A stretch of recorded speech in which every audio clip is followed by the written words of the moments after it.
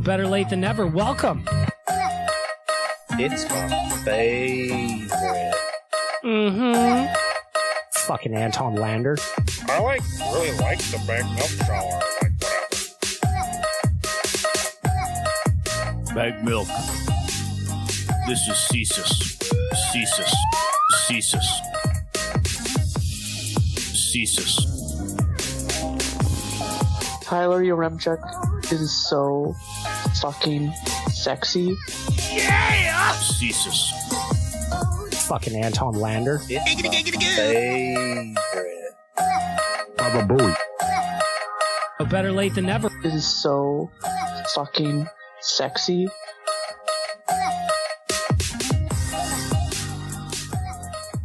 I'm a big fan of adding my own sound effects into the intro. Surveyor Brett, what do you think about that as I do that? Surveyor Brett, of course, came up with the intro to Better Late Than Never, but I add a little bit of flavor in there. Little slide whistle. Who doesn't like a slide whistle? Welcome to Better Late Than Never, episode 11. I'm Bag Milk. I'm here.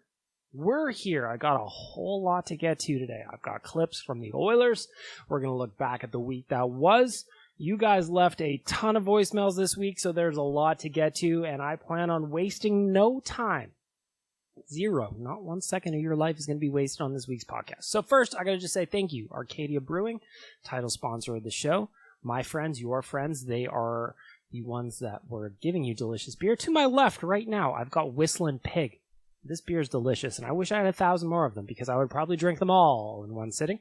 That is not what the people at Arcadia would recommend. That is just what I would like to do because they're delicious. Got it? Clear that up? Okay, great. Go to Arcadia Yeg, that's ArcadiaYeg.com for some details on what they're up to, or Arcadia Brew Co. if you're on Twitter, or Arcadia Brewing Co. if you are on Instagram.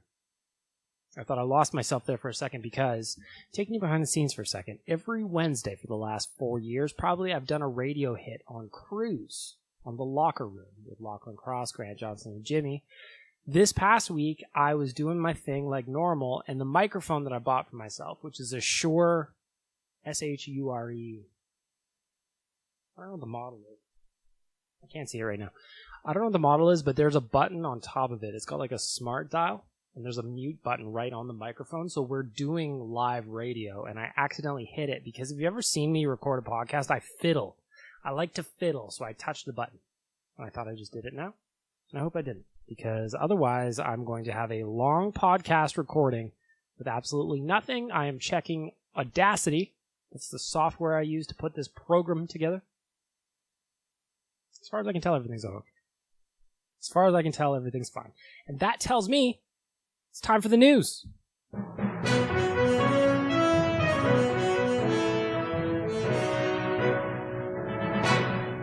March 7th.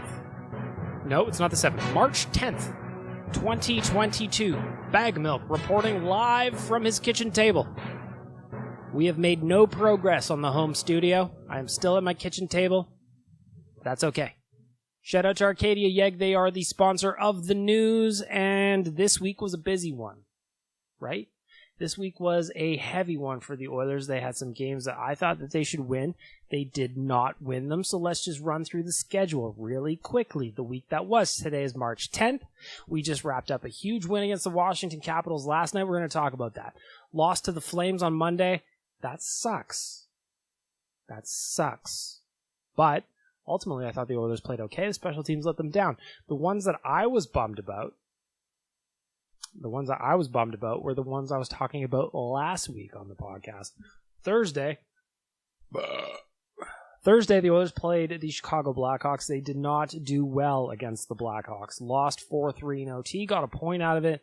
Not good enough. Saturday, man, what a disaster. There's nothing worse, in my opinion, as an Oilers fan than when the Oilers are playing against the Habs or the Leafs and the opposing fan base fills the building, or at least half fills the building. And that was the case again on Saturday. Here in Alberta, the restrictions have been lifted, so we had a full barn, or at least close to capacity on Saturday. Those Montreal fans just had way too much fun. They just had way too much fun, and that's really upsetting to me. I don't like it at all. I hate it, and anything that goes along with Habs fans doing their chants and shit in our barn, I dislike it.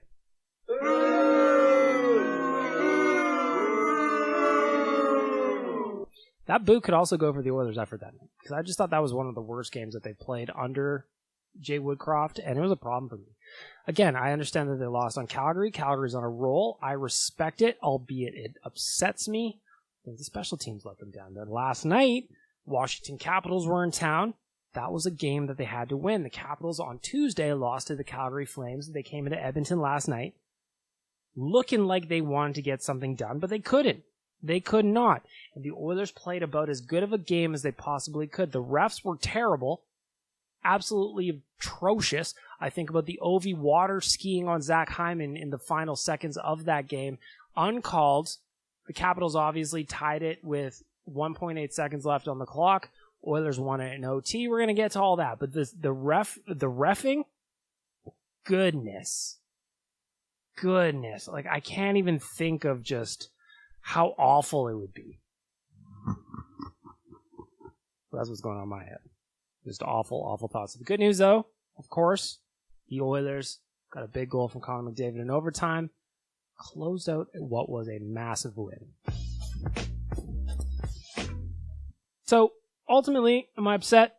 Yes, I am upset about the Chicago and Montreal games. Last night, though, against the Capitals, I thought it was really good. On Saturday, we've got a big one against the Tampa Bay Lightning. That's the late game on Hockey Night in Canada. Now, if you remember just a couple of weeks ago, the Oilers played the Lightning very, very hard. Had it not been for Mike Smith, who is currently on the shelf with some kind of roster, or some kind of illness, I should say. That was a weird one, right? That was a weird one. In fact, it was so bizarre that in his last game, he didn't go up to his media availability because of this illness that he's got. Yet he played the whole game. And I don't understand how that works. All I know is he's on thin ice with me. And in fact, I know there's a lot of you out there listening to this that Mike Smith, it's just, the time is done. The time is done with him, and I'm not going to disagree with you. Didn't play last night didn't play against Calgary. Did not play against Washington. Nico, close those out. Skinner is up. Honestly, I don't know that the Oilers have any time to allow Schmitty to get up and running, and I hope that is a major, major focus for the coaching staff. Like, we need the best goalies in the net. We need the best players available to play. Mike Smith, he's third on the list. Third of three, in my opinion, but we'll see what happens. I can't imagine that Schmitty's going to go away, but again, he's on the watch list. Other news this week, big thing that I noticed last night, the OT celebration again. Connor McDavid, he did the old Charlie Conway triple deke before sinking it past Samsonov. But it was then in the celebration that I noticed both he and Leon Draisaitl are missing teeth. Is that the new look? Is that the new thing we're looking at?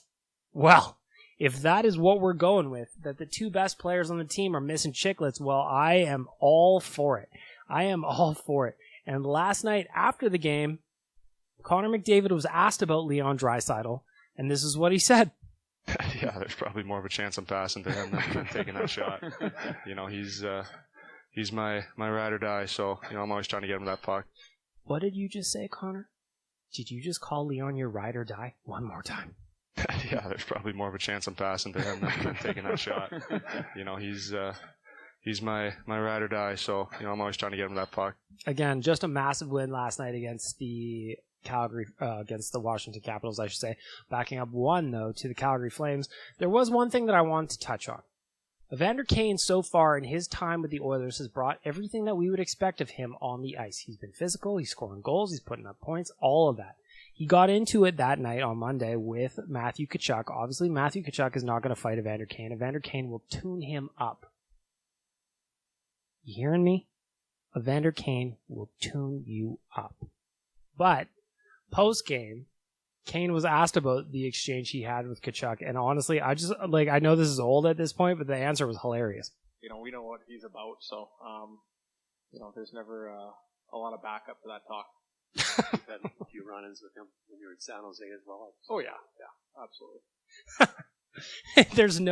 There's nothing to back up that talk. So basically, Matt Tkachuk is just getting a reputation of, he's all talk, but when Evander Kane wants to drop the mitts, you are not going to participate in it. You're just not. And I don't blame you. I don't want Evander Kane to punch me in the face, but you're going to talk like that. Well, After that Calgary game, again, I'm backing up a little bit. Jay Woodcroft talked about efforts. I just like the way he speaks. The language is so flowery, But what's immediately before us, what's in our control, is our effort and our execution level tonight. This game is worth 2 points, and that's what we're setting out to get tonight. I love it. It's about effort. How many times have you and I, as Oilers fans, watched the TV from this side of the TV screen and complained that the Oilers just haven't given the effort we needed? We're not talking about execution. We're not talking about X's and O's. We're just talking about going out and giving their best. Giving their best. Also, Woodcroft was asked about the schedule, because if you're looking at the schedule, the Oilers have a heavy one. I already talked about Tampa on Saturday. If you can win that game on Saturday against Tampa, and I believe they can based on the way they played this team the last time they met up, that will set you on a run, because the next week you've got Detroit, you've got Buffalo, and you've got New Jersey. Those are all 3 games that you should win every single time, or at least 9 times out of 10. You need to win those. But I also recognize that I said the same thing about the Chicago Blackhawks on the 3rd of March, and I said the same thing about the Montreal Canadiens on the 5th of March. That was last Saturday. So I understand that there are no gimmies in this league. But for a team that is currently chasing a wild card spot, there's no room for error, especially not with those teams. So as I'm recording today, March 10th, this is 6 o'clock p.m. at the Castle Bagmilk. The Oilers have 66 points. They are 2 points back on Vegas in the Pacific. Same amount of games played. Vegas is sliding a little bit. But if you look at the wild card, well, a little bit more grim. So there's work to do here. The Oilers are currently outside of the wild card spot, the second wild card spot, by 1 point. However, the Oilers have now played 2 more games than both Dallas and Nashville. They do face Dallas. Dallas just lost Miro Heiskanen. Heiskanen? How do you say that guy's name? Anyway, he's gone. He's gone for a while because he's got mono. Nashville, Oilers have played them well, but there's a couple of games against Dallas there. There's some games against Los Angeles, more against Calgary. These are games that they have to win. So, when you're looking at the schedule, Jay Woodcroft stepped in on that as well. Well, I think, our schedule is what our schedule is, and our injury situation is what our injury situation is. I thought the 20 players that we dressed tonight gave us everything that they had tonight. It was a competitive game versus a good team. We're going to work, going to continue to work at our game here and work to get healthy as well. Wouldn't it be nice if the Oilers got healthy? Look, I know the power play scored last night against Washington. That was great. But how much did they miss Nugent Hopkins? Right now, I know I'm president and CEO of the Nugent Hopkins fan club, and I know I'm biased, and I know that some of you are listening to this and you're saying, Bag Milk, shut the fuck up, man. You can't just think Nuge is the answer to all the problems. Well, I don't. But what I do think is he is a contributor to the solution that comes on the power play, the issues. But with that said, Nuge also needs to start firing from that left side. You remember over the last couple of years, that was his bread and butter spot. That low snapshot from that left side, he needs to bring that back. We don't have that right now. We've still got the one pitch. It's a great one. Connor de Leon, one-timer. We all love it. When it goes in, we are fully aroused and fully erect. But the times when it doesn't work, well, that's why you need a plan B, right? That's why you need a plan B. Now, maybe the fact that both Connor and Leon are both toothless at this point. I don't know when Leon got a chiclet knocked out. We remember when Connor got one knocked out. Both of those guys are missing teeth right now. Both of those guys look awesome. And if I am an Edmonton Oiler and I am wanting to show my commitment to the team, I am considering knocking out one of my own teeth. Now, you may say that that's a stupid idea, and I would agree with you. But how bad do you want it? How bad do you want it? Speaking of guys who want it, Brad Malone last night against the Washington Capitals, this dude What can you say about him? So he got an assist on Cody Cece's goal. That was his first NHL point since February 28th of 2016. And you're like, what? What year is it now? Jason Gregor, he added after. Malone also played 280 AHL games between NHL points. Think about that. What is that, 3 seasons? 4 seasons? Something like that? I'm bad at math. I got Yaremchuk math going on here. I don't know. 280 AHL games between NHL points, so that is a problem. Not a problem. That is a display of perseverance that I haven't seen in forever. Then, what does Brad Malone do? He goes out and scores a goal. That is his first goal since 2015. So Connor's draft year, 7 years. Think about that, man. Shout out to you, Brad Malone. Shout out to you. Because what you did last night, getting 2 points, man, that is exactly what we needed, and I am very pumped for you, man. Yeah! Lil Jon's pumped for you, too. Other news that came out this week, I'm personally excited about it, but I know some of you, actually about half of you based on what I'm seeing on Twitter anyway, Tom Gazzola broke on the oil stream that the Todd McFarlane gear jerseys are coming back next year, but they're going to have a different color scheme. Yeah! I loved those. I loved them, and I'm going to tell you why. Every time the Oilers come out with a new jersey, it's always the same thing. It's the logo. Now, don't get me wrong, that logo, the Oilers logo, is beautiful. It's perfect. It's one of the best in sports. I like the way it looks. I like the way it flows. I like the way it fits with the colors they've got. All of that is absolutely magic to your boy Bagmilk. But I also like when things are different. I like a little change. Let's be honest. The reason that they're releasing another third jersey or retro jersey or whatever you want to call it is to make money. They're trying to sell. The NHL is a business, trying to make money. Got it? Good. Makes sense. It makes sense. Now, if this is the third jersey and they're going to do some kind of spin on the McFarlane logo, the gear logo, maybe with the orange and white, maybe with the royal blue and orange, I don't know. Tom didn't know the colors yet, so I'm excited to see it. Why not do something different? Why not try something different? I would much rather them try something different with the gear logo than when the teams just mail it in and put like Edmonton across the chest or something like that. Minnesota, I'm looking at you. You know you did it. I'm glad they didn't do that. I'm glad they're trying something a little bit different. It's same, but different, you know? Same, but different. Baba Booey. I just think it's a good idea. I like the way it's going to look. And I think Connor's going to look sharp in it, and I think Leon's going to look sharp in it. And if they both still have toothless grins at that point, man. We're all getting pregnant. So, I want to know what you think. If you listen to Better Late Than Never, hit me up. I like the McFarlane jersey. Bagmilk, I hate the McFarlane jersey. Either way, doesn't matter. I want to hear from you. Last night again, Zach Kassian made his return after a broken jaw. He was playing with the full cage, but I was worried about it. I thought that full cage meant he was going to be tentative, he was going to be timid. Listen, I've never had a broken jaw, but I can only imagine what it would be like to play a contact sport when my face hurts all the time. One of my best friends in the world, he broke his jaw when we were in high school. What did he do? He drank through a straw. I can't imagine trying to play hockey when you've got a face that hurts like that. And I know that we've had some weeks, and I know that we're healing. Dr. Bagmilk understands. Unlicensed, of course. I'm just saying, I thought he was going to be a little bit more timid.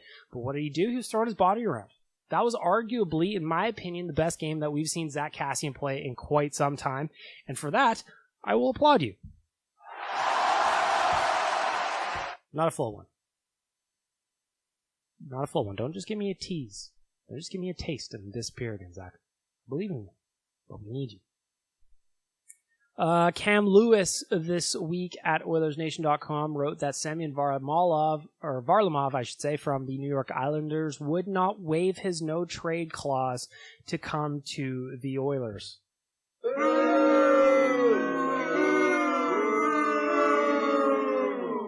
I don't know how highly you had Varlamov on your list of potential goalies. He signed for another year at $5 million. But he would have been a nice option. And the fact that we're still here and we're still having people refuse to waive to come to Edmonton, Drives me crazy. Really, really drives me crazy. And I don't like having this all the time as a slag on Edmonton. Like, I don't get it. I don't get it. On the flip side, however, Marcus Niemelainen just this afternoon, as we were recording the Real Life podcast, actually, he just went out and signed himself a 2-year contract extension. And for that, I say, yeah! We were a little bit late on the Lil Jon sound effect there, but I'll take it. You know, I'll take it. If you've read any of the wrap-ups I've written on the website or OilersNation.com, you know how much I love Marcus Niemelainen because he gives a different flavor of defense than anybody else that is in the roster right now. He hits like a truck. He's not afraid to throw his body around, and that is the kind of guy that we just haven't had here in a while. You almost forget that there are defensemen that are big and mean like that, you know? So to have him sign for 2 years at $762,000, I like it. I like it. Speaking of signings, we were talking about this on Oilers Nation Radio last week. It showed up in the mailbag again on Monday. So I ask you, better late than never, listeners, hit me up. Evander Kane, as I mentioned earlier, he's doing everything you could possibly want him to do from an Oilers standpoint. Now, does that mean he should merit a new contract with the team? Would you even be interested in re-signing him? Would Evander Kane be interested in coming back to the Oilers? I mean, his options were limited when he got the exodus from San Jose. Oilers gave him a chance. It's working out.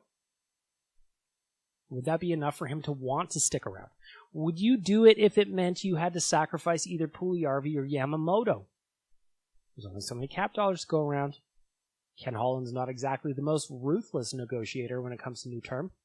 Darnell Nurse, I'm looking at you. You got paid, buddy. I'm not. I don't begrudge you. I'm just saying. Would you re-sign Evander Kane if it meant that you had to lose one of Puljujarvi or Yamamoto? That's my question to you.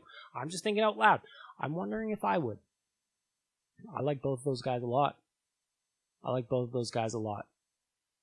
Would I be willing to sacrifice one if it meant a short-term deal for Evander Kane? I don't think you sign him to a long-term deal. We see what happens, allegedly, in my opinion, when he's around a little bit too long. But I would be willing to go on a short-term. But would I get rid of one of those other guys? I don't know. You know what? Just because I got to give takes on this podcast or there's no reason to listen to it, I would. I would trade one of Yamamoto or Puljujarvi if it meant keeping Patrick Kane. Evander Kane around. Which one? That's the question. I've heard rumblings. Now, these are just rumors. They're unsubstantiated. That Yessa just doesn't quite fit with what the Oilers are trying to do. Would that mean I would trade him? No. I love that smile. I love the Bison King. Maybe I would trade Yamamoto.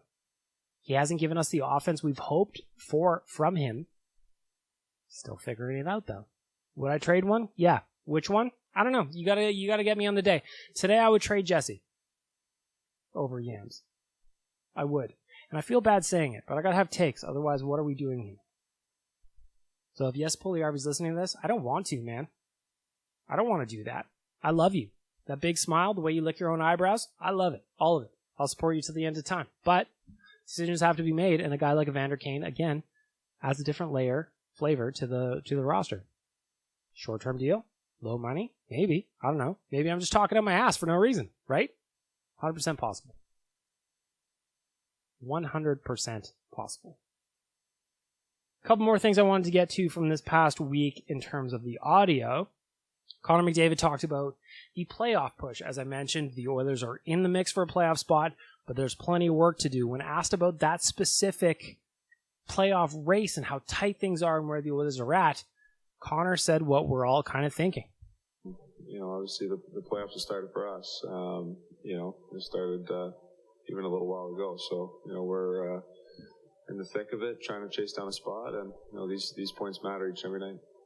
And there's obviously guys hurt, guys up from the minors, guys in different roles. What do you see from those guys maybe thrust into situations where, you know, they got to play tough minutes or maybe be in a little bit of an unfamiliar spot? What can you say about the contributions of some of those guys? Yeah, you know, we've definitely been battling the injury bug all year, and we've had guys in and out of the lineup, up and down from the minors, and kind of all over the place. So, I think they've stepped up and done well, and they have to continue to do a job for us. I like the two things that Connor said there. First of all, Oilers already in playoff mode. They have to be. They have got, last night was game 58, so I'm going to try and do some quick bag milk math here. So if they've played 58 games, right, and there's 82 games in a season, so you got to carry the one over there. That one just evens out here. Carry that one, move that over. By my math, as I record today on the 10th, there's 24 games left.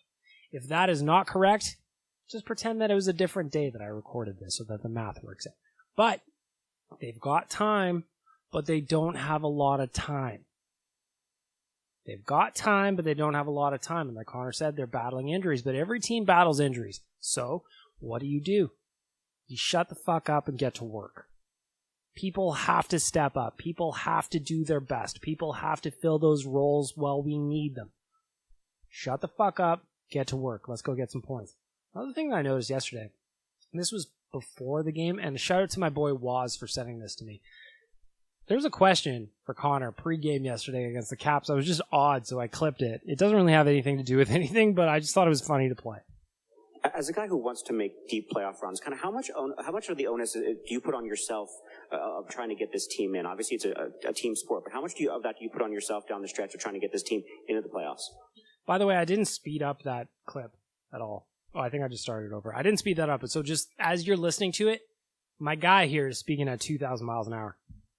As a guy who wants to make deep playoff runs, kind of how much of the onus do you put on yourself of trying to get this team in? Obviously, it's a team sport, but how much do you put on yourself down the stretch of trying to get this team into the playoffs? If you've ever heard Godzilla or Rap God by Eminem, that's what that guy is. It's like he's gearing up to that. It's like Bowser in Mario Kart, right? At first, Bowser, he starts off slow. The acceleration off the jump is not very good. But then as he gets going, he speeds up. And that's what my dude, that's what my guy reminded me of. Anyway, here's Connor. Yeah, obviously I want to play well and contribute to the team as much as I can. And, I know when I'm at my best, I contribute a lot. So that's obviously my focus. Understatement of the year, when I'm at my best, I contribute a lot, says Connor McDavid. Put that one on my fucking tombstone, Now, part 2 of our guy from Washington's question gets a little bit weirder, and I love it very, very much. What does you being at your best down the stretch look like? What has to happen for you, for Leon, for this team to make it in? What was that question, sorry? What was that question, sorry? My guy, you were speaking at 2,000 miles an hour, and you probably asked 3 or 4 questions in there. Anyway, continue. Just what does you being at your best look like? What do you and Leon and the team have to do to close the gap and make the playoffs? Yeah, hearing like 4 questions there. But, me at my best would be, skating, having the puck, playing aggressive. That's kind of when I'm at my best. What do we need for our team to get into the playoffs? We need contributions from everybody, including Leo and I. Including, everybody. That's what we need. I love that question so much because he's just like, what was the question you asked 3 times and then you asked him to repeat it again? Don't you ever just wonder what it must be like for Connor McDavid, where everybody in this league, everybody in the sport always wants to talk to him, but most of the time when they're asking him a question, they just like, it's like, what do you want to know? Like, I don't know, man. I don't know how to answer that. I just find it funny. So we're going to wrap up the news with one more time just because Connor and Leon, I'm just going to play this clip again. So I like it. Yeah, there's probably more of a chance I'm passing to him than taking that shot. He's my ride or die, so I'm always trying to get him that puck. He's my ride or die. Last thing I want to mention before we wrap up the news is the bus trip to Calgary. March 26th, we are going down to Calgary. It is the first time since pre-pandemic that we are filling a bus with nation citizens, and we're taking off from Edmonton. We're making our way down the highway behind enemy lines. I'm super excited about it. Tickets are available right now at backsideTours.com. If you go to backsideTours.com, what you'll see is join a bus trip. You want to click that one. You're going to see us right there. Oilers Nation, right there. Bus trip, click it, join it, enjoy it. We are going to have a great time. I promise you that. We always do. Right now, as of the latest update, we're about 50% sold out. So if you are procrastinating, if you're thinking, if you're humming and hawing about whether or not you should do it, well, do it. I promise you. And there we go. The news for our friends at Arcadia Brewing.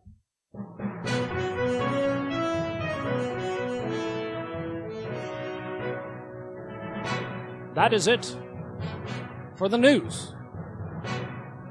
Bag Milk reporting live from his kitchen table. Because I haven't done anything on my studio.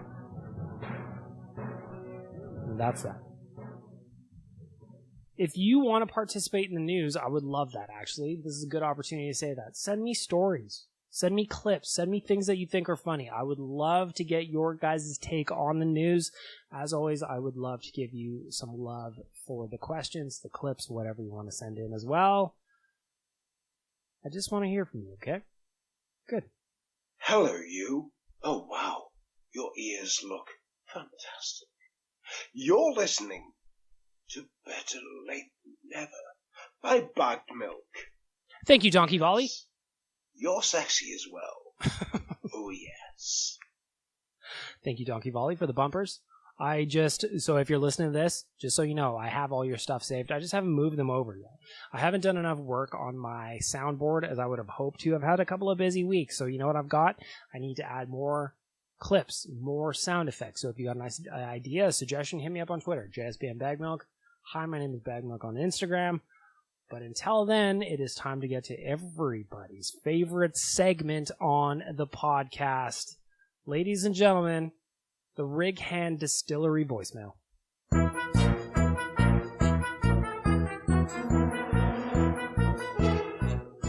If you go to righanddistillery.com, what you will see there at the top of the page is a coupon for a tour and tasting. I promise you, if you've never been out to Rig Hand's facility out in Nisku, you're going to want to do that, okay? Download this coupon for the tour and tasting. Check out the operation, see how they make the booze. To my left, right now, I have got a bottle of the Double Double. I encourage you to go and buy some because this stuff is straight gold in your mouth. It is a massage for your mouth feelings. It is like a bath of flavor that you just want to be enveloped in. So, Sunday fun days, maybe even just a casual Thursday. Pour some of that in your coffee. Double Double by my friends at Rig Hand Distillery. This week, I have got, 1, 2, 3, 4, 5, 6. I've got 24, 25 voicemails, I believe. My math is bad. Tyler, come check that. Where are you, Tyler? You're gone, aren't you? Time for the voicemails. Again, if you want to leave me a voicemail, if you want to participate, this is my favorite segment on the show. So the Rig Hand Distillery voicemails is super easy. Go to the link tree in my bio on Twitter or Instagram. Leave me a voicemail. Leave me a voicemail. So we're starting. We're going back about a week now. I changed up a little bit the format of this so that I can see when you guys left the messages. So just so you know, some of these are about a week old. I recorded last Wednesday. Today's Thursday. It is what it is. Let's see what you got. First message of the Rig Hand Distillery voicemail. Hey, Bag Milk, it's Dan. You had asked a question inadvertently back towards me last week when I had asked a question about something that my young brain can't remember. You said that there was a ding in the background. I actually work at a dispensary, so if you have any needs for marijuana in the evenings, I am your guy. I'm not a wine connoisseur, but if you're looking for that mean green, I'm your guy. And, as well as, since we're talking about things and stuff, cheese. There is a really, really rad now we're talking. Cheese display that I saw the other day at, I think it was a city market in Oliver Square. Go Just on. a wall of cheese. Yes. They have one of those wheels, wheels of cheese. I don't know how to explain it. Inside the wall. That's how I know it was fancy. No question. Just wanted to make a statement. So there's two things that I got to pick up from Dan. One is I don't know if I should be bleeping where you work. Is there rules against that? I'm not advertising anything, I don't think. Provided that you're above legal age, wherever you're listening, right? 2, if you've got wheels of cheese, I want to know who these rich heroes are that are going out there and buying wheels of cheese, because I've looked at them before. They're very expensive. Cheese in itself is expensive, but if you're buying a wheel of cheese, you got that fuck you money, and I respect it. Hey, Big Milk. I have recently bought a Todd McFarlane third jersey. No, we're just talking about it. It's my first Oilers jersey that I've owned since I was 8 years old.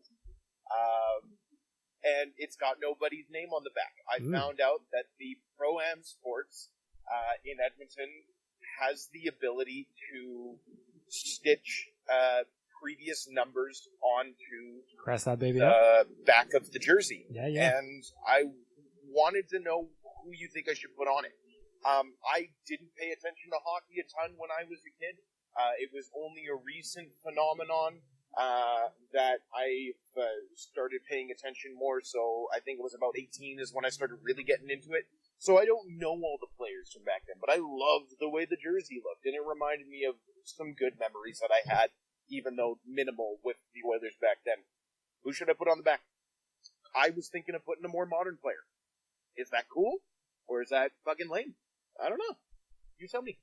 So personally, I would not do a more modern player on the Todd McFarlane retro, unless you're going to. Well, I mean, you already bought it, so you got the black or whatever color that was, like the dark blue. What color would you call that? By the way, confession: if there's something that is super dark navy blue, right? Like, can you picture it in your mind? If I say super dark navy blue, my eyes cannot distinguish between that and black. So when I say that I don't know exactly what color the Todd McFarlane jerseys are, I mean it. And that's a little bit embarrassing for me to say. But this is my podcast, and I'm just going to be honest with you. So I'm looking at it. This looks black to me.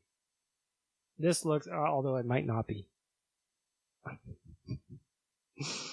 I'm really second guessing myself. Is this a really dark blue? I feel like it might be. Either way, back to the question at hand. Who would I put on? These are my suggestions. These are timeless classics for Oilers fans. If you want to go for an older, like those debuted in 2001. So you got to think about who was on the team in 2001. So these are my suggestions. This is what I would do. 1, classic, Ryan Smith. Smitty never gets old, ever. I'm not talking about Schmitty. I'm talking about Smitty. Never gets old, always works. 2, Ales Hemsky. For a long time, especially in that era, he was one of the only guys that was even worth watching. Right? I don't think that's unfair to say. 3, George LaRocque. Fan favorite, scrapped, great memories, loves the city, still pumps the Oilers tires today, even 20 years later. So those would be my suggestions. Smitty, Hemsky, LaRocque. One last question that's non-Oilers related. Mm-hmm. Do you have any suggestions, after you said last week that you were an avid hockey player as a kid, to someone like myself that's never actually gotten to play ice hockey before? I know how to skate and stuff, but I recently picked up all the gear required to start playing goalie, because that's what I wanted to do as a kid, and I'm kind of making up for lost time, but I don't know a lot about the game from a player's standpoint. Is there anything I should know or do, or are there leagues for, like, beginners that are, like, able to shoot the puck along the ice, and I might not be able to stop that motherfucker kind of leagues? Just looking for thoughts and opinions on what an entry-level adult could do to play hockey, but, with other people. One thing I would recommend is forge a birth certificate, so that instead of being, I don't know how old you are, but I would recommend pretending you're 10. Then you can go play with 10-year-olds, and they will slide the puck along the ice. To be honest, I don't actually know. I'm from a small town, so I live in the city now, but I didn't always. So I don't really understand how the divs work, the divisions work in men's hockey here in the city. But I am sure, I would be shocked if there's not a beginner's division in city with the men's league. Now, If you want to do that, chances are you're going to play at 2 a.m. on Thursdays or something like that. But that would be my recommendation. Check out what the city has available for men's leagues. I'm sure there's a beginners league. I'm sure of it. Hey, Bagged Milk. Jake from Sherwood Park here, a longtime fan of Oilers Nation Radio. I had a couple questions, but we'll start off with the first one. Who are you more concerned about the Oilers playing in the first round? It's probably going to be either Calgary or Vegas, depending on how things go. And I would be sick to my stomach if Edmonton plays the first round, Calgary in the first round, and we lose to those goobers in the South. Let me know your thoughts. Thanks. At this point, so that message came in about a week ago. So at this point, where I'm at is I just want the Oilers to make the dance. And I don't even care who they face. This reminds me of a 2006 situation where they just need to get in. I just want them to get in so that they're a participant in the playoffs. At that stage, whatever happens, happens. Because as we saw last year, think back. It was hurtful, but think back. The Winnipeg Jets swept the Oilers in 4 straight games. Think about the season. How did that go? The Oilers ran the show on the Jets. I was one of the people that was very vocal about wanting the Jets as the first round opponent.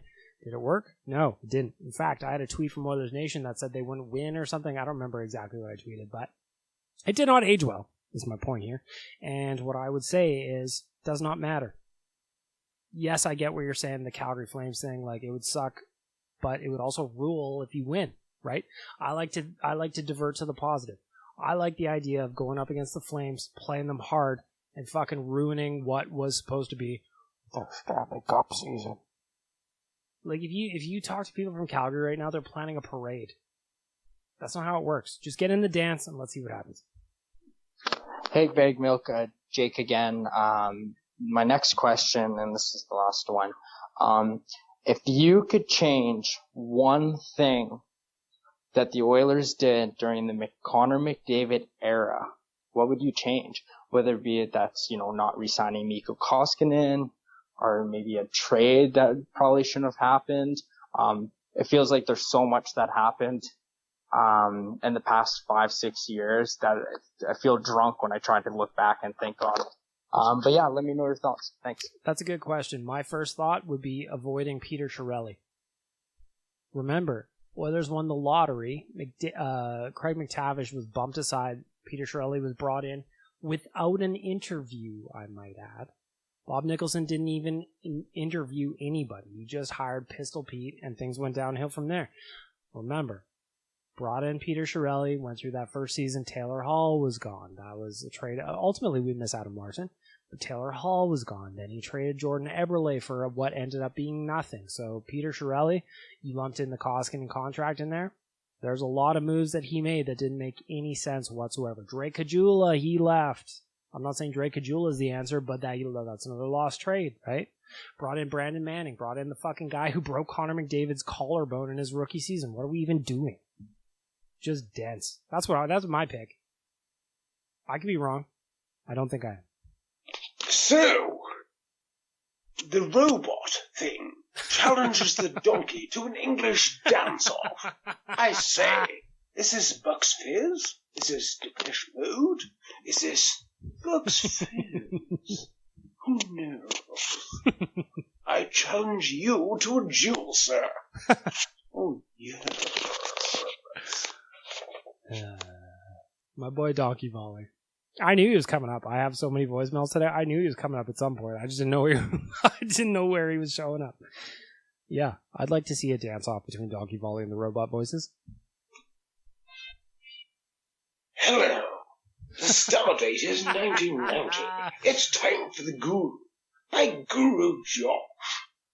That's the time I'd not hair. I say. Are you listening to Better Late Than Never? He should be. I think you should be. Yeah, I agree. Subscribe and like. Dude, I know that you DM me sometimes on Twitter and you say, do you want me to stop doing those? And I want to say it here so that anybody who listens to this podcast can also hear my answer to you. No. Don't ever stop doing that. They're always going to make me laugh. The voices you put on are so good. Don't ever stop.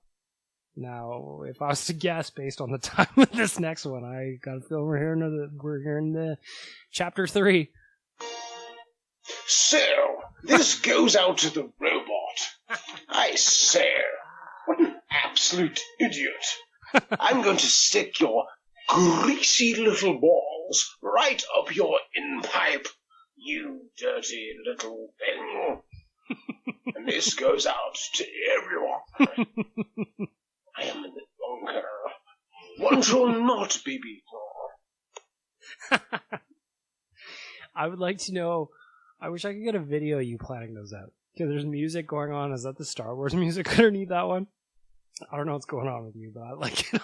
I like it a lot.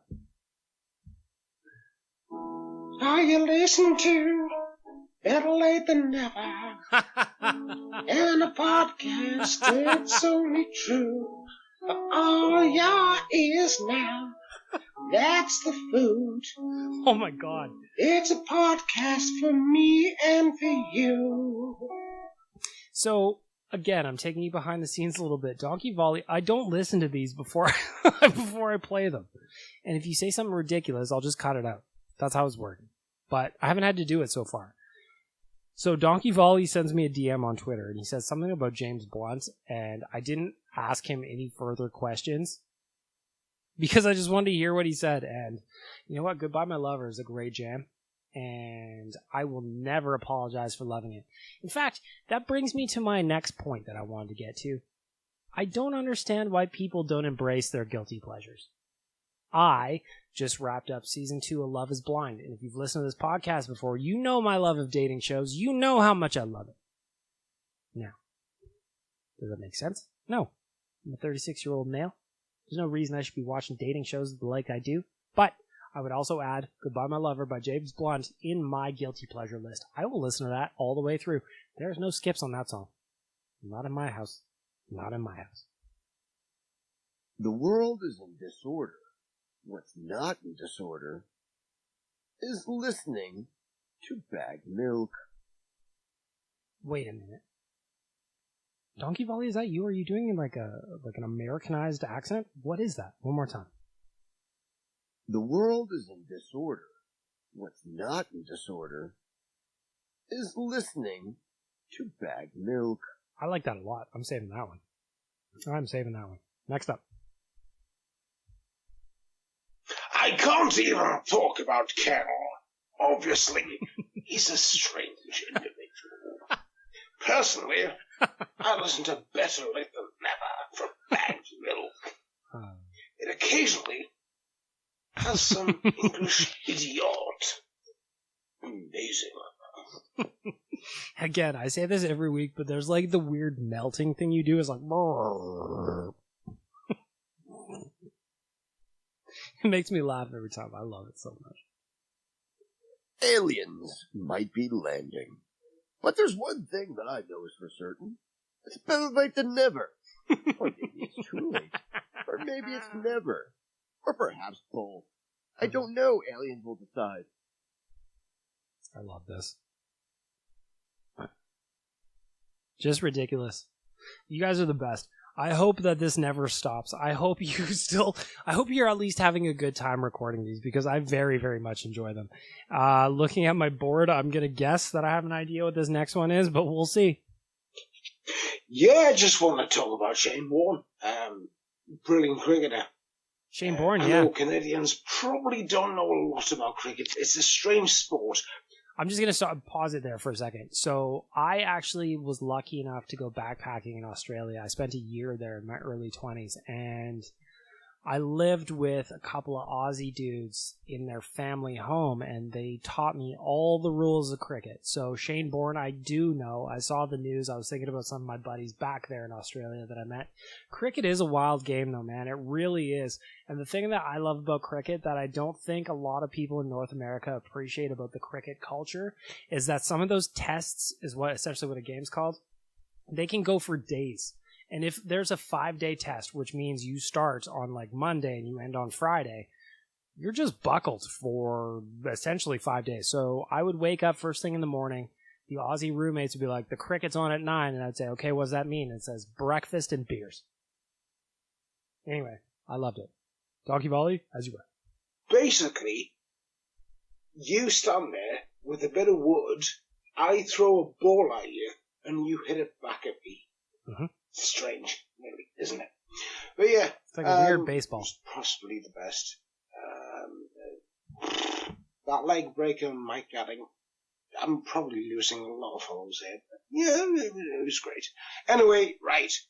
Next up, I'll try and be funny. Hee hee.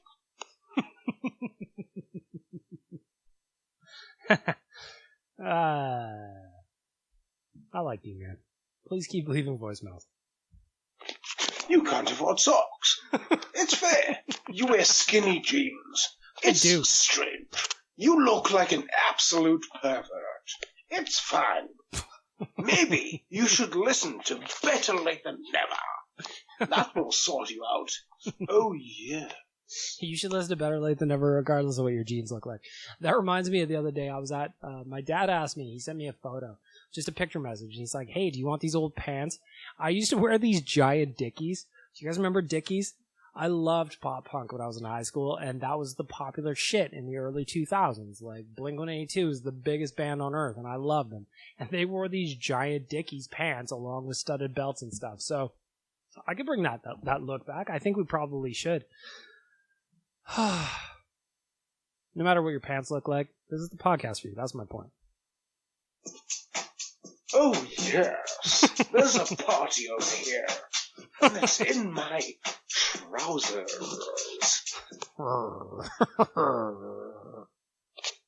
Let's talk about sex, baby. Let's talk about you and me. Let's talk about all the good things and the bad things that may be. Let's talk about sex. Look here. You absolute perverts. There was a time we all did it. We did it all for the Nookie, remember? How many of you had those red Yankees hats? How many?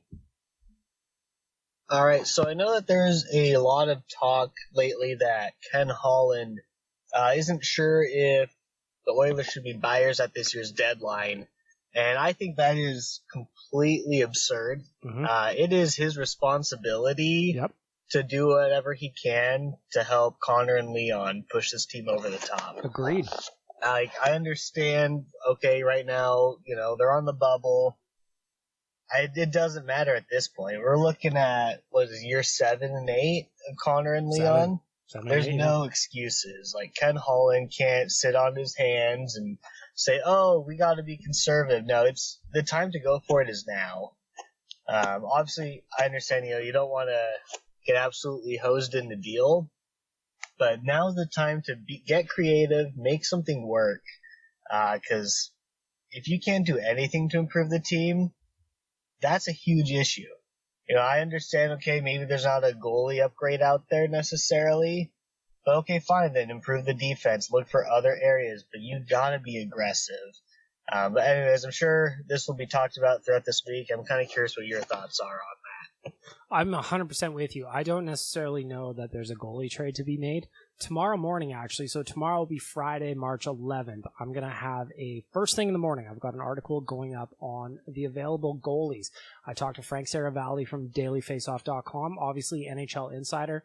Frank gave me a little bit of time, and I walked through his list that is up at DFO, and I wondered which of these guys could potentially be Oilers.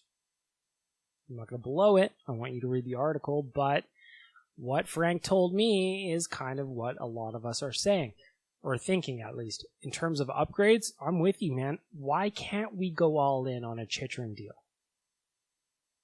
Are you scared to trade Philip Broberg for a guy who's already established? A maybe for an already is? I'm not. At this point, like you said, dear caller, I wish I had a name for you. It's a smart message. Years 7 and 8 for Connor and Leon. We're past waiting. We're past it. Make deals that make sense, like the caller said, but do not be afraid to make a swing. I do not want that. I do not want to ride through the trade deadline and have nothing done. That's lazy. You're paid $5 million a season to be the general manager of this hockey team. Figure it out. Figure it out. What's going on, Bag Milk? I think Kenny Holland's biggest gamble would be to stay status quo and not move or do anything on the deadline. I'm thinking we're probably going to be in a very similar place in the standings that we will become trade deadline day, right on the bubble of being a wild card. And at this point, with where Ken Holland's at, you might as well go all in. You have Connor and Leon at their prime. Dish that first round pick if you need to. This might be your last kick at the can, Kenny, because you could go at the end of this season if you don't make playoffs. So go all in. It'd be a gamble to not do anything. I couldn't agree more. I don't even have anything else I need to add on that. I agree. Now, for Ken Holland's, for his sake, even if he doesn't make the playoffs and he gets fired, let's just say that, he's got 2 more years where he's getting paid $5 schmil. Now, that's a nice little consolation prize. But to the point of that caller, we want to win. I'm tired of patience. I've been an Oilers fan my entire life. I'm 36 years old. How much longer do you want me to wait? I know there's some of you out there older than me that are just like, how much longer do you want me to wait? Stop. Nobody's paying you to sit on your hands. Everybody's paying you to be creative. Daryl Cates is paying you to improve this hockey team. Do it. Do it. Bagged milk. Queen Elizabeth here. Is it? My guilty pleasure is raw salmon. Raw salmon? I bought over 4 pounds of salmon on Saturday and I've already eaten it all raw as Wow. sushi and tobacco. Wow, 4 I pounds. have been double fisting salmon like some sort of wilderness bear. That was the message? That's it?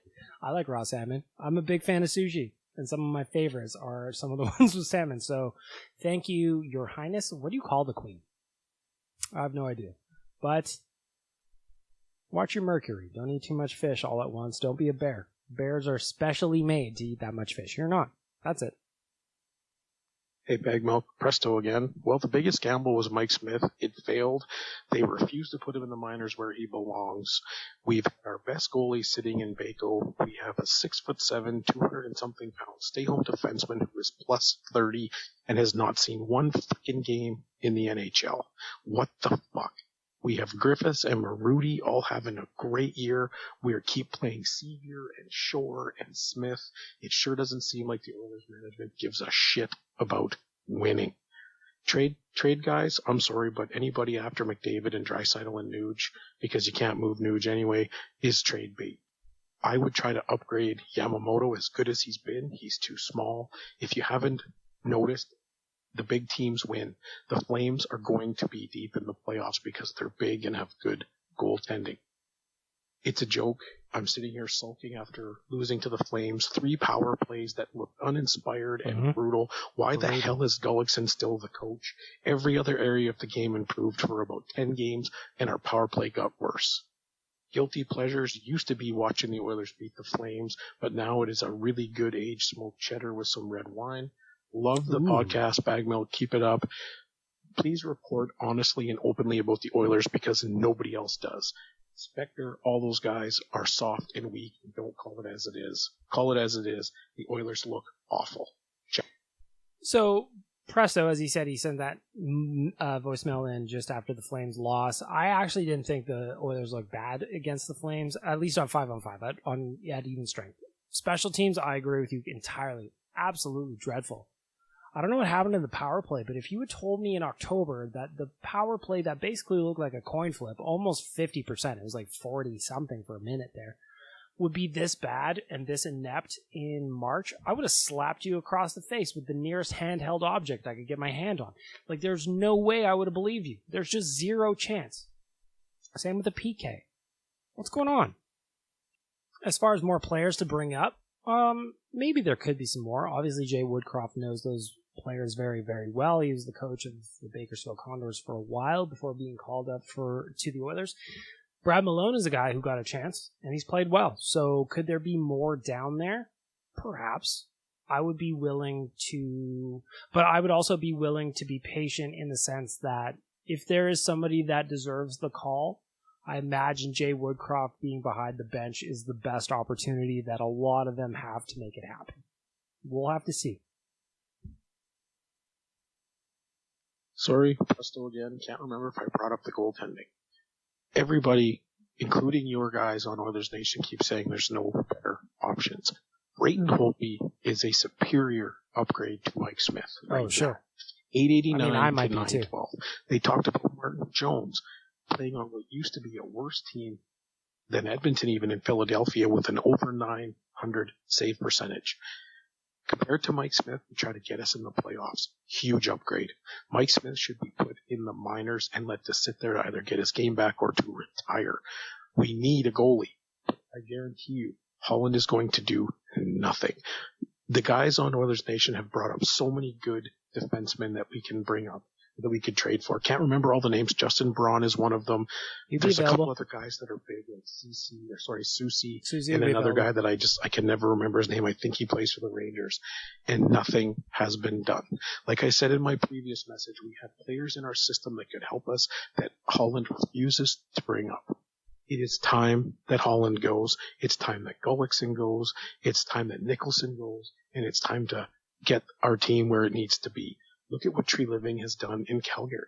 He doesn't fuck around. He goes and gets what he needs. The trade he made for Toffoli is amazing. It should have happened in Edmonton. Would love it. Thanks. The thing that bothers me, Presto, is that I don't see any creativity from our GM or willingness to risk it all to make a trade. You brought up Toffoli, hell of a deal for the Flames, and it's annoying. Those are the ones that are annoying. Over at dailyfaceoff.com, Chris Gear, AGM, former AGM, talked about the need to get creative when cap space is tight, and that includes using third-party teams as a means of dumping some of that cap. I don't remember the last time the Oilers have done that. I don't know if they ever have. Again, this is the first time I'm listening to these voicemails, so I'm not as prepped as I should be on this, but I just don't remember a trade that made me go, whoa, how did that happen? Where are those trades for the Oilers? Where are those trades for Oilers fans? Because like Presto said, it's time. It's time for us to have people in charge of this team that are willing to get weird and willing to take chances. And not on players that are just character guys who used to be good 6 or 7 or 10 years ago. Like, I'm tired of it. I'm with you, Presto. I feel the passion. I feel the disappointment, and I'm with you, man. And I'm hoping to be surprised. I don't know that I will be, but I'm hoping to be. I really, really am. Hey, Bag Milk. It's Taylor. Heard you talking in one of your episodes about Taylor from Sonic. I've been doing some research on you, my friend, because you leave me voicemails and you never say that it's you, but I'm figuring things out. I've had people slide into my DMs and they say, oh, that's Taylor from Sonic. I know that voice anywhere. So what I did is I went on your Instagram. We follow each other on socials. I was listening to some clips. I might need you to jump on here, my friend. You're talking Oilers. You've got a job that was always my dream job, being on the radio. Maybe we should talk about it. Maybe it is time. Maybe it's time. So your convenience store game, Slurpees and candies. So what is your snack food trifecta? Oh, I like you this. You get 1 bag of chips, 1 chocolate bar, and a drink. I go with Eat More, Classic. ketchup Doritos when they're in season, Amazing. and a Diet Dr. Pepper. Ooh. Can't be beat. What's yours? Oh, that's a tough one, man. It depends on the mood that I'm in. Like, as an example, I talked about the Calgary trip a little bit earlier. Once I'm coming back, we always stop at Red Deer. We go to a gas station. We just fuel up. We get a little bit hydration, maybe a snacko. So I'm gonna bob and weave on this question a little bit because it really does depend on the mood that I'm in. So I'm gonna start with the chips. This is my kryptonite. I cannot have chips in my house. In fact, if I'm talking about snack foods in my house, I hide chips in my basement. I've got these shelving units downstairs. I hide those down there because it's out of sight, out of mind. And every now and then, I'll go downstairs and I'll do laundry or something. And I'll be like, ooh, Cool Ranch Doritos. I'm the smartest person on earth for hiding these down here so they're not in my line of sight. Because the reality is, if those are up here and I can see them and they're in my pantry, I'm going to murder that whole bag. One sitting. Family size? Family of 1 right here, motherfuckers. Family of 1. Now, answer the question. If we're talking chips, some flavor of Doritos. That'll be my go-to. That'll be option number 1. Again, if I'm feeling frisky. Cool Ranch, just like a standard nacho, maybe a spicy barbecue. Love that. If I'm looking at just a general chip, like a normal standard one, I'm going to go with a salt and vinegar or a ketchup. Those are my options. Again, this is a coin flip. As for a drink, am I hungover, Taylor? Am I hungover? Because if yes, blue Gatorade, elite. If I'm just buying a bottle of water, which I do sometimes on a road trip, smart water. I think it tastes delicious. I know that sounds weird to say that I think water tastes delicious, but I think smart water tastes delicious. Smart water. Get it in you. Stay hydrated. What's the last thing? Chocolate bar. Oh, easy. Mint Arrow. Mint Arrow all day. I will eat all of the mint arrows. You give me a box, I will crush them. Good? Good. Hey, it's Taylor again to answer one of your actual questions. What was Holland's biggest gamble? I think it was thinking that Adam Larson would re-sign with the Oilers in the offseason. Oh, man, that's a good one. When he left, that changed everything. Seems like Holland panicked. That is a good re-signed one. Barry. So now we have Barry and Bouchard, who are the same style of defenseman. We went out and paid a lot of money for Cody Ceci, who's been playing well this year. But if we didn't need to do that, we had Bouchard with Nurse on the top pair, Heath and Larson on the second pair, and then Prospect and maybe even Cody Ceci on the third pair. That's a deep defense. That's maybe enough to float our goalies up for the year, and we'd be laughing. Instead, we're not laughing. We're crying. It's been a rough year. Man, that is a great one for the biggest gamble, because for me, my constant is going back to Koskinen and Smith. That's a big gamble again and again and again. But man, that is a good answer, because how different would this defense look if Adam Larson was still here, right? If you've got Larson, you've got Ceci. I really like Ceci, to be honest. I talked about this today on Real Life. I thought he's been excellent for the Oilers this year.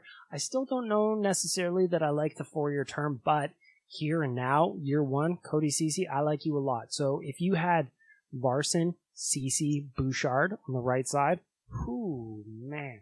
Last night in the wrap-up, I talked about Tyson Barrie, and I said, I don't know that it's a good thing that I forgot he wasn't playing. Given the contract he was given, given the importance that he's supposed to fill on the power play, I don't know, man. God, that's a good answer, Taylor. I love that one. I really, really do. That Larson gamble. Excellent. Can we trade for him? Hey? Barry for Larson. Who says no? Seattle? Ah, shit. Shit. Hey, Big Milk. This is Polar Bear. Polar Bear? Long-time listener, first-time caller. Shout out to Polar Bear. For A, having a great podcast, and B, sending out some funny-ass episodes. I love it. Thanks, man. But I just wanted to kind of touch on something. The Oilers put out a tweet saying that they were going to bring back that old McFarlane-style jersey with that oil drop kind of comet-looking logo, and I love that logo. I just they said there was going to be a bit of a twist on that. So I'm just wondering if you maybe want to talk about what that twist could be, whether they're just going to throw some orange in there. Like I think there was a post on OilersNation.com Instagram there. Pretty much the same thing, or just a little bit of orange sprinkled in there in that dark color. So just want to get your opinion on that. See if you like that jersey. See if you think that's a good idea. I'd love to see maybe that old oil man kind of shoulder patch that we used to have too. That'd be a good one too. Yeah. Anyway, I won't talk too much longer here, man. You take care. Thanks for having a great episode, great podcast, great everything. Thank you. Shout out to Polar Bear. Thanks for calling in, man. Please do it again. So a little bit earlier in the podcast, I talked about the McFarlane jersey. I liked it. Again, I think it's so nice to have something different. Again, I love the Oilers logo. I'm actually wearing a hoodie right now with the Oilers logo on it, and I look sharp. Anytime you don that logo, you look fresh as fuck. And I would kiss you, provided that you were into it.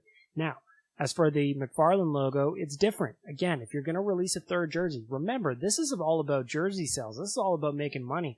I like the idea of doing something a little bit different.